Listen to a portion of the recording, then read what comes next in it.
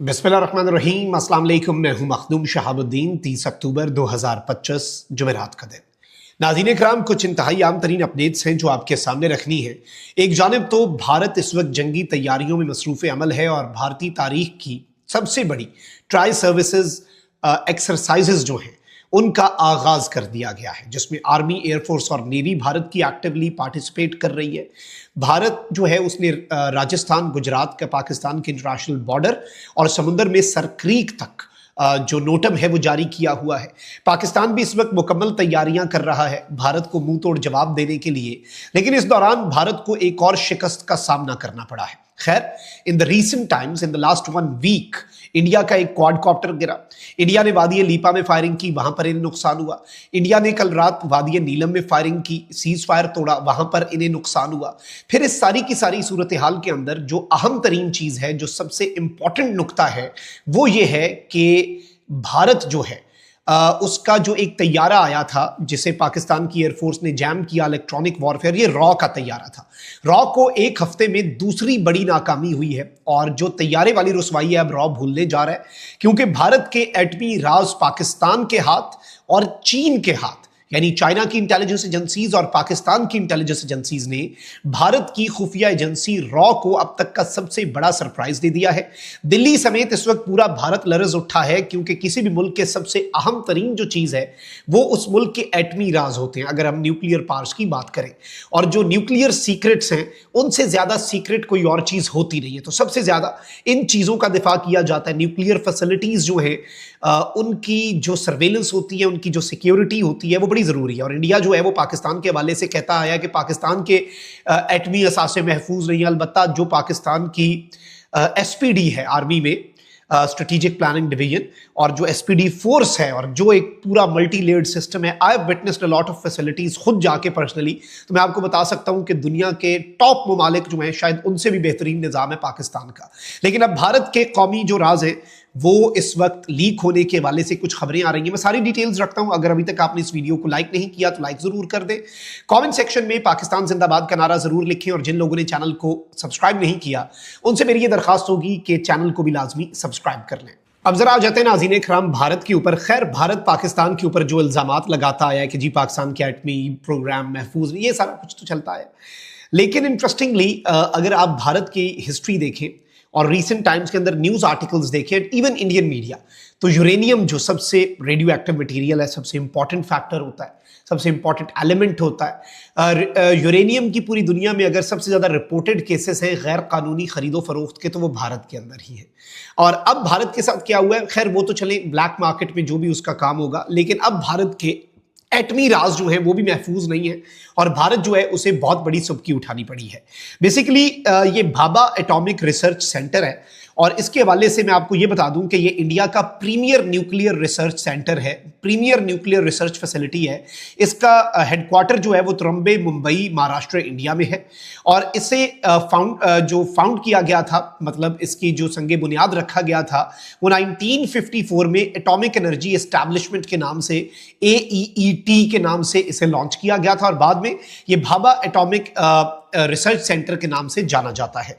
ये जो इंडिया का डिपार्टमेंट है, डिपार्टमेंट ऑफ एटॉमिक एनर्जी, ये उसके अंडर ऑपरेट करता है। और ये जो डिपार्टमेंट ऑफ एटॉमिक एनर्जी है इंडिया के अंदर, it is directly overseen by the prime minister of India. यानी इंडिया का जो प्राइम मिनिस्टर है नरेंद्र मोदी, उसके डायरेक्टली अंडर ये इदारा और किसी को रिपोर्ट नहीं करता, क्योंकि ये एटॉमिक एनर्जी का इदारा है और ये उस इदारे का रिसर्च सेंटर है। इस चीज को आप याद रखिएगा, ये उसकी प्रीमियर न्यूक्लियर फैसिलिटी है। फिर अहम तरीन चीज ये है नाज़रीन इकराम की ये न्यूक्लियर साइंस और मटेरियल साइंस, मेटलर्जी, फिर इसके साथ साथ high energy physics, plasma physics और इवन जो एसोसिएटेड रिसर्च है इंडिया के न्यूक्लियर प्रोग्राम के हवाले से, ये इसकी मैं अपनी वेबसाइट से जो इस इंस्टीट्यूट की, इस इदारे की BARC जो है उसकी डिटेल्स हैं, ये इनकी अपनी बताई हुई है कि ये इंडिया के न्यूक्लियर प्रोग्राम के रिलेटेड भी काम करता है। और इस हवाले से मैं आपको ये बता दूं कि इसकी कुछ नई फैसिलिटीज जो है वो इवन मुख्तलिफ इलाकों में कर्नाटका के अंदर बनाई गई है और इसमें मिनरल एनरिचमेंट फैसिलिटी भी लगाई गई है और बड़ा इसके ऊपर काम होता है। और ये एक बहुत बड़ा मैं ये समझता हूं कि इंडिया का ये एक बड़ा अहम तरीन इदारा जो है वो समझा जाता है। अब आते हैं असल मुद्दे पर, असल चीज पर। इंडियन एजेंसीज ने एक बंदा जो है नाज़रीन इकराम उसे गिरफ्तार किया है।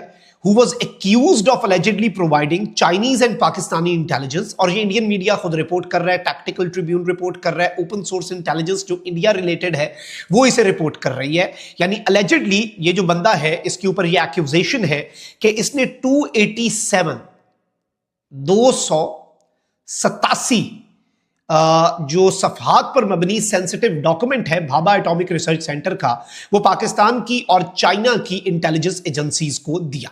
और अगर हम बात करें तो BARC जो है ये इंडिया के न्यूक्लियर प्रोग्राम के साथ डायरेक्टली लिंक्ड है और ये मोस्ट सेंसिटिव न्यूक्लियर फैसिलिटी है, और जो इंडिया के न्यूक्लियर वेपन्स के लिए जो significant amount of nuclear material है वो भी यहां से जाता है।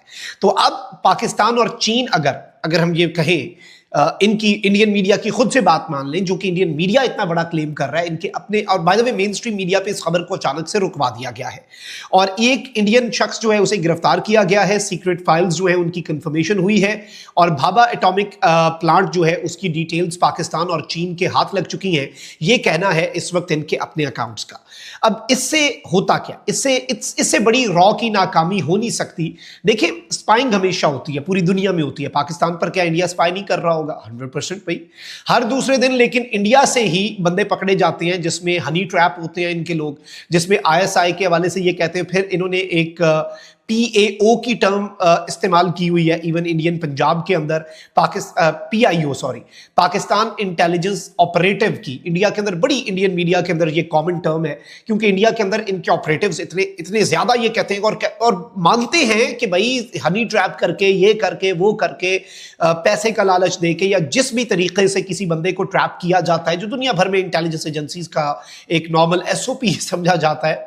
अब वो एथिकल मामलात जो है वो उस पर बहुत लंबी डिस्कशन होती है, for the state, for the country, क्या कुछ है, और सारी इंटेलिजेंस इवन रॉ भी करती होगी, ऐसी कोई बात नहीं है, कोशिश तो करते होंगे ना वो भी। लेकिन अहम तरीन चीज़ ये है नाज़रीन इकराम के भारत में हर दूसरे दिन खबर निकलती है और ये इस वक्त नरेंद्र मोदी के भारत का हाल है। पाकिस्तान के खिलाफ तुम जंग लड़ने की तैयारी कर रहे हो, दुनिया की अपनी तारीख की सबसे बड़ी ट्राई सर्विसेज एक्सरसाइजेज करने जा रहे हो। पाकिस्तान ने तो सरप्राइज दे दिया, अभी तक तुम सर पकड़ के बैठे हुए हो कि कोयटा की फजाओं पे वो जो कॉन्ट्रेल्स थे वो किस चीज़ के थे, और पाकिस्तान के वेदर डिपार्टमेंट ने तो कह दिया कि ये एक नेचुरल फिनोमिना है।